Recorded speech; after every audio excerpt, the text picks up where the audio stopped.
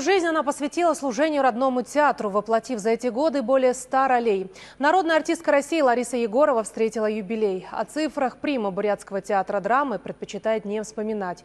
Радость этого события мастер сцены разделила со своим преданным зрителем. По ее биографии можно изучать историю Бурятского театра драмы. Именно с Ларисой Егоровой он стал первым академическим республики, награжден орденом Трудового Красного Знамени, а его коллектив объездил весь Советский Союз и Монголию. Я пришла молоденькие девчонки после школы в студию, где работали аксакалы. Их было много, они начинали этот театр. И теперь вот в нашем театре столько много молодежи, талантливой молодежи, я должна сказать. И мы эту молодежь поддерживаем. Для творческого вечера легенда бурятской сцены долго искала пьесу. Выбор пал на драму «Бабочка», непростую историю о человеческом одиночестве, разрушении иллюзий и надежде на прощение. Текст на бурятский язык переводила сама.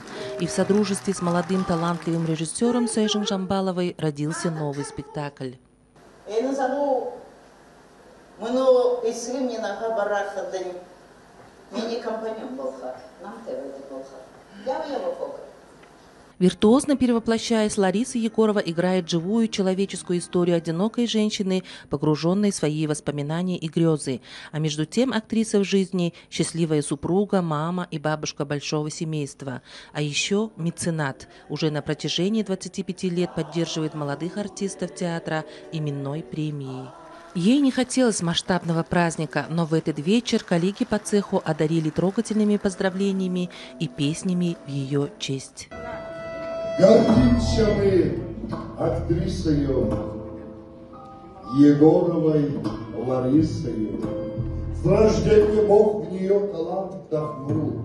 Когда запрет театр весь и поднимают занавес. Для артистки лучшей наградой всегда была благодарность зрителей.